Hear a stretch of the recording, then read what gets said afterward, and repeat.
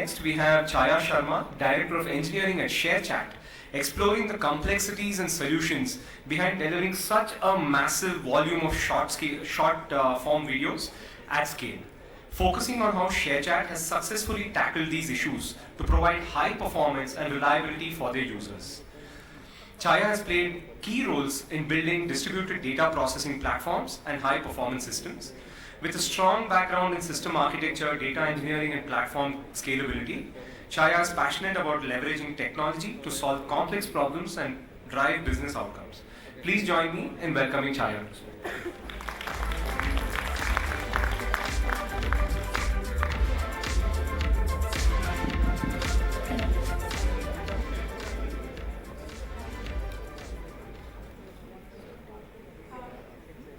Hello everyone, I'm Chhaya and I lead the platform engineering at ShareChat.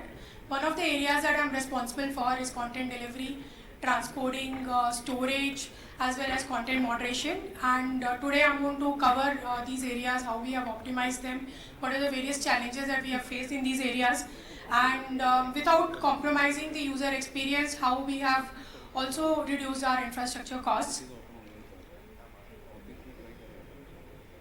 So.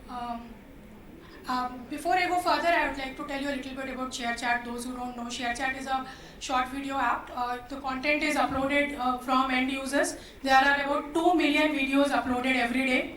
The videos could be of different quality, generation, genre, duration, and basically a video could be as small as 2 MB or it could be as big as 200 MB. And these are served to 50 million users daily.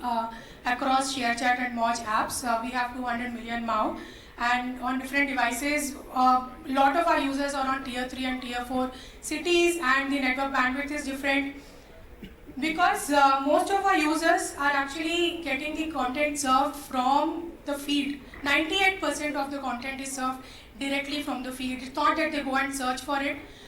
Just 2% of the content is via search and discovery. Rest of the content is, because it is via feed, it becomes very important that the feed is of very good quality. So I have listed some of the important areas that we look at. First of all, when the content is uploaded, there is no understanding of what the content is because it is coming from the end user. So it becomes very important to first understand the content. We do a few ML models and then we also start throwing the videos to different type of audience, and basis the kind of interactions that they give on those videos, we develop an understanding of those pieces of content. Another important area is because the content is again coming from end users, it's very much possible that it's not suitable for the platform. And we have to control such content from going to the users, going to the consumers as soon as possible. And it becomes very important to identify and block such NSFW content. Another important thing is that because the content is coming from end users, it could be of different format. We want to make sure that it is getting rendered on all the user devices, and it is irrespective of whatever bandwidth or whatever decoder etc. support that they have. We want to, like I already spoke about, we want to serve the most relevant content to the user because the needs of a user keeps changing. Yesterday I was interested in something else, today I'm interested in something else. Maybe at this moment, in this session, my requirements have changed, so most of our models are actually getting trained in real time. It becomes very important that the data, user interactions and the data is traveling in real time, and those trainings are able to happen in real time for real time personalization.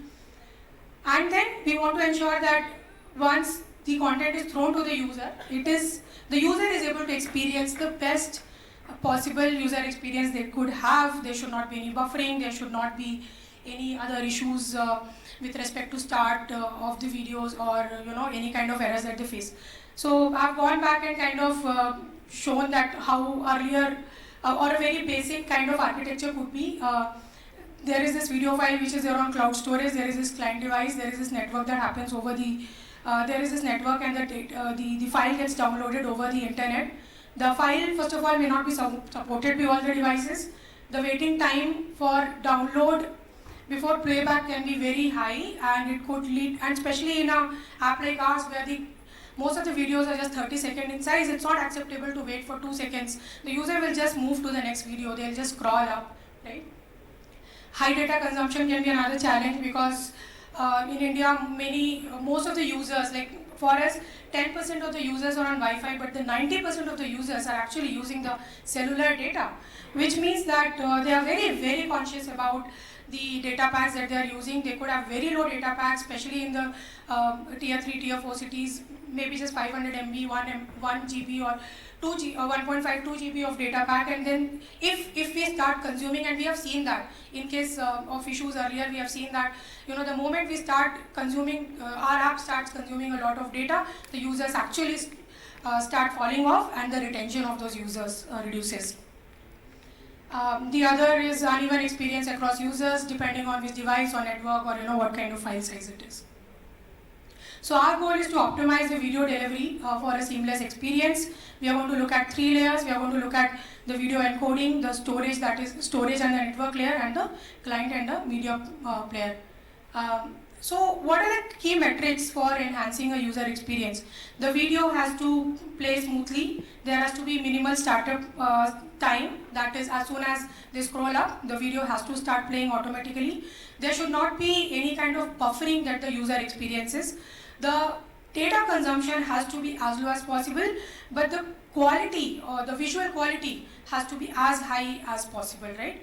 So what are the metrics for video playing smoothly? It is playback. It's like, you can say 1:1. The error rates, video start time, buffering rate, bit rate, VMAP score. These are the various metrics which are indicative. Any kind of changes we want to make, any new transcoding optimizations that we make, any kind of client-side changes or caching changes that we want to make, we measure these metrics in addition to the other L0 metrics that we have. For example, how many video plays are happening, how many successful video plays are happening, what is the D1 retention, what is the D7 retention, etc. These are the very important metrics which help us make any kind of decisions. So going back to, this has been covered a few times, that video is a series of frames, and then of course instead of storing every individual frame, it becomes very important to reduce the data size, because there is this download time as well as the egress cost that is associated with the size of a particular video. So it becomes important to compress them, and like any other compression, what these compression algorithms or various products do is they kind of have a reference. So they may have different kind of algorithms, H265, H266, H264, AV1. Their algorithms may be little different from each other, and their kind of adoption that they have at hardware level may be different from each other. H265 is better compressed. What we are using is the encoder from Visioneer, which is the Aurora 5, which is further 35-40% more compression is getting achieved from those. And why encoding matters? Because it helps consistency across devices and optimizes for different network speeds. So these are the various parameters that we tune. Some of them are very important, like we do tune, and some of them we kind of skip over. So codecs, most, like 99% of our users are actually, for 99% of videos that we serve, we use H265. AV1 support is not that great at hardware level, and the software decoders also are not that great at the moment, so at least the kind of devices our users are on, so we have not used them yet. The bitrate is very important because it is kind of indicative of the size of the video. The resolution, so basically we have seen that because of the kind of content it is, people are more interested in the story, what is the story that is playing out, and then they just move on to the next video. We have seen that probably users don't have so much of experience difference when they see a 1080 versus 720 versus 360p videos, right? So what we did is, initially we used to try to give the best possible experience, then we started moving to the second best bitrate ladder, then we started moving to the third best bitrate ladder. We ran a lot of experience, and it may seem maybe kind of counterintuitive, but we did see that the number of successful video plays actually increased by these changes by 5% or so. Quality, the CRF factor, we don't use it. Encoding speed we use when the video is initially uploaded, because there are 2 million of these videos getting uploaded. We want to just transport them quickly so that they get supported at all devices. And there are fewer passes, the compute is less, and as the video becomes more and more popular, we go for the very slow encoding speed, where there are more passes, the quality is higher, and probably the video is also smaller in size. We do chunking because, and I'll speak about it a little later also, but chunking is very important because first of all, the first chunk gets downloaded, at least that will start getting rendered. Plus, we don't know what videos will get watched, because more than 50% of the videos user is just going to scroll off. So it kind of helps us optimize our cost also, where we just show them like first few chunks, and if they continue to watch the video, then we download rest of the chunks, right? And then there are other considerations, like I talked about the short video app. We also are a live streaming app. A big part of revenue for us comes from live streaming, along with the short video ads that we have. So there we use a lot of adaptive bitrate. In short videos, we don't use adaptive bitrate. It's not really needed. It's just a 30-second video. There is going to be very less chances of the network bandwidth of the user changing between that time. And then move atom we don't use for our video that we render. But if user downloads and want to further watch it or pause, etc., we do have move atoms in those videos. So again, the second thing, like after moving from encoding to content delivery is again very important. So here it's very important to maintain a very high cache hit ratio. For us, because the interest in the content changes, most of the content may just die down in just 24 hours, or even if it is viral, it may just die down in just 1 month.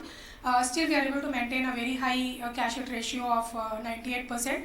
And of course, the error rate has to be very low. We also use multi-CDN policy to ensure that there is redundancy, there is good performance, and we have also used this as a cost optimization level. So there are multiple client-side optimizations that happen. Client is very important part of this entire thing. So what are the important things, like what is the kind of media player that we are selecting? So our media player has to be in a way that we are able to first customize it. We are able to render different kind of things on those media players. We are able to customize it to download the way we want to download, right? And again, decoders. What is the decoder that is going to reduce the size, as well as what is going to be supported supported more in the devices. For example, AV1, though it gives a good compression, we are not able to support it yet. Client is responsible for selecting the track, then downloading, decoding, and rendering the video. For selecting the track, it quickly checks what is the network speed. Again, we have to be like, as we move, we have to just quickly be able to select what is the network speed at that time and just download it. I already spoke about the data saver, like how we are selecting the tracks, and we have run multiple experiments, and then we have kind of identified that I am not saying that we are always serving 540p or 360p. It depends a lot on the quality also. It depends on the user past behavior also. Then we do a lot of pre-caching. As soon as so one thing that, a couple of things that we have worked a lot in last couple of years. Before that, we have focused a lot on growth, so we did work a lot on retention. But in couple of years, we have focused a lot on improving the experience on our app, because that actually helps with retention and of course cost. We have been able to, we have seen that as we improve the time from HO to first VP, the user retention improves, because they are able to, they don't drop off, right? So for that, we have done a lot of caching. Caching happens as soon as the app is open. Maybe whatever video was earlier downloaded but not played, we show that. There is, within the sessions, we do the caching. First time installs, there is a lot of caching that is happening. So just to kind of summarize it, we know that 80% of the videos comes from top 10% of content. We use different tuning parameters for encoding them. We do multiple transcoding to optimize our cost. We do very fast for new content, which is cheaper on compute.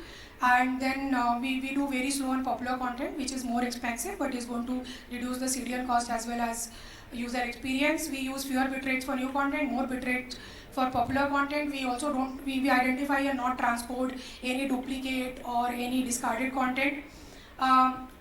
So on storage side also there is too much content which is there on our platform. At one point we were at 60 petabyte. Now we have cleaned up a lot of content and we have come down to under 10 petabyte of data, because we once the content gets cold, there is no value in storing multiple copies and multiple transported copies of those content. And on the CDN side also, like I think I already spoke about it a few times. So I just, because I also lead this area, I wanted to quickly cover, and I feel it's very important for the platform to be safe. We use, we make sure every video is moderated. There are moderations that we do of different kinds. We do text moderation, video moderation, and audio moderation. This I'm talking about the short videos only. And of course there is a live side where there is a lot of moderation happening there also. Text moderation, we detect all the harmful, offensive text in the video frames. It's homegrown solution. All these solutions that we use for moderations are actually homegrown. For video moderation, again, we have like 0 views moderation, and again 1K, 5K, 10K kind of checkpoints for a secondary review. And when once, like just to make sure that there are no leakages, there are also humans involved after running and identifying a smaller set of videos which seem higher risk. And then there is audio moderation as well. So yeah, this is a presentation. Thank you.